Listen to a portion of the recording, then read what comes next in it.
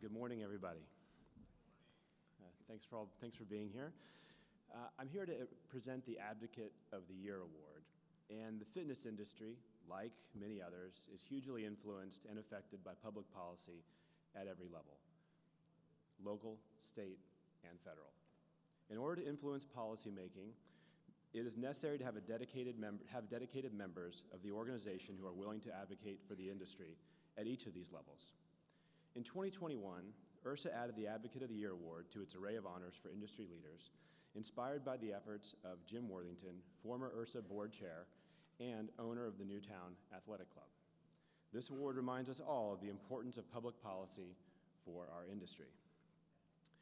The critical nature of having a strong public policy strategy is now accepted knowledge and best practice. Our industry continues to rise to the challenge through the formation of the National Health and Fitness Alliance, active presence and involvement on Capitol Hill, the overall restructuring of IHRSA, the state alliance support, and so much more. From this time forward, advocacy will be at the forefront of what IHRSA and the NHFA can offer to its members and will serve to broaden our membership reach. "If you stand for nothing, you fall for everything" is the quote that resides on the gravestone of Jim Worthington's father, Samuel J. Worthington, Sr. This is a tenet that Jim lives by and has served him well, and we honor the contributions made to the greater cause of IHRSA and the entire fitness industry on a national and global level. So, just in a personal note, Jim is somebody that, importantly to me, is not just a rock star for the industry, but it's an honor to present an award inspired by Jim, who truly has been a mentor and a friend to me. He has worked tirelessly for the industry for over 40 years and continues to give his time, energy, and money to help advance our causes. Jim and the entire Newtown team are truly awesome. But when I was thinking about our keynote today as being one of the Sharks, I thought that might be a good description of our award recipient this morning. He never stops moving. He aggressively pursues goals with single-minded purpose. But that's not really the whole picture. Because if you talk to Rodney Steven, in the first 5 minutes, he'll speak about his family. First his 6 kids, then his 59 Genesis health clubs, where staff is family. But luckily for all of us, he thinks of us, our collective industry, as his family. And his loyalty and dedication to all is simply unmatched. So I think I'd rather consider Rodney as a samurai, the sharp sword for IHRSA and the fitness industry, loyally fighting and winning battles at a great personal sacrifice. He fights every day to make others recognize why our industry is essential. So today, IHRSA would like to recognize Rodney Steven with the 2022 Advocacy Award because to our industry, he is essential. So I'd like to call Jim Worthington up to present the award to Rodney Steven.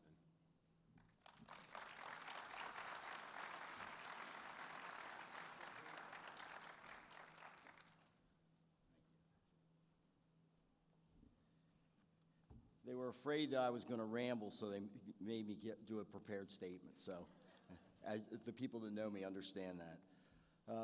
Rodney has been an advocacy champion for years, where today he stands as the gold standard for advancing our industry in every way. He has become, without a doubt, our biggest voice in recognizing the importance of our industry. I couldn't be prouder to see Rodney with this award.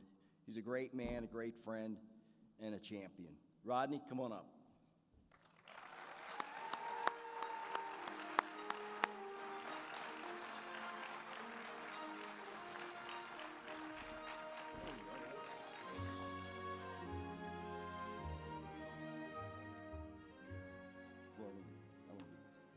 So this is the award he's getting is a flag that flew over the Capitol, and apropos, it was from Roger Marshall, the senator from Kansas, where you live. So Rodney, here's your award. Congratulations.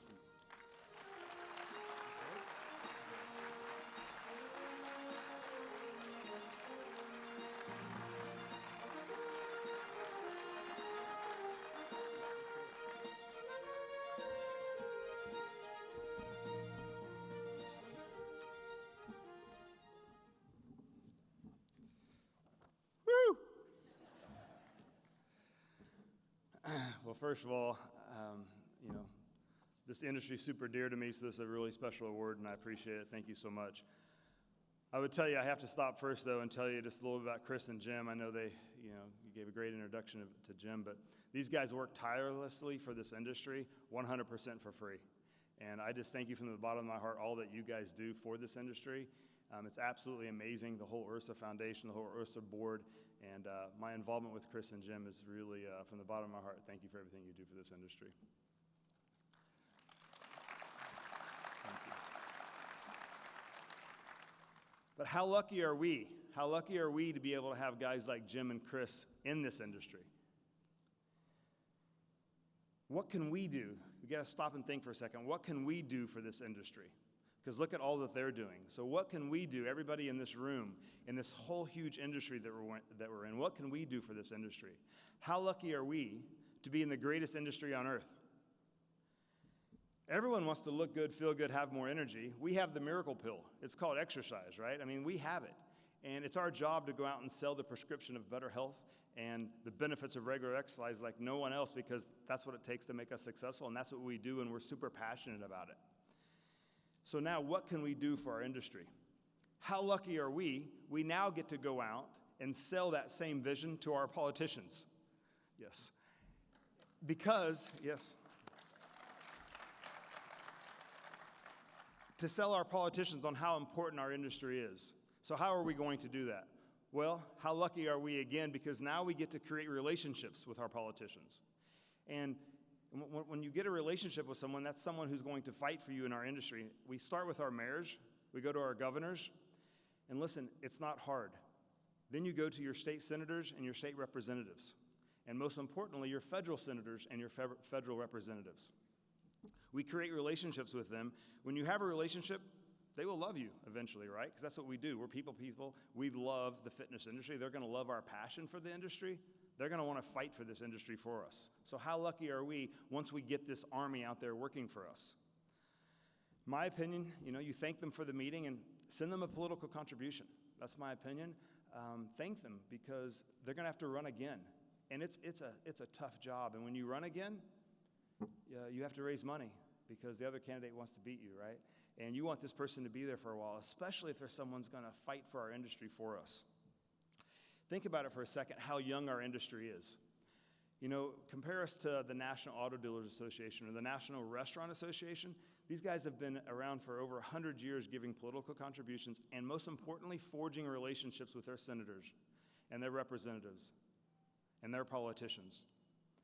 Do you think the National Restaurant Association, did they get their bills passed? Yes, sir. They got their bills passed. How'd the health clubs do? Did we pass the GYMS Act? We didn't.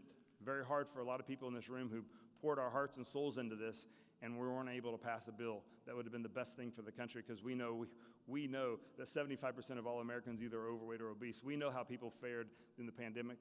The healthy people fared so much better than the people who weren't healthy. But think for a second, how lucky are we?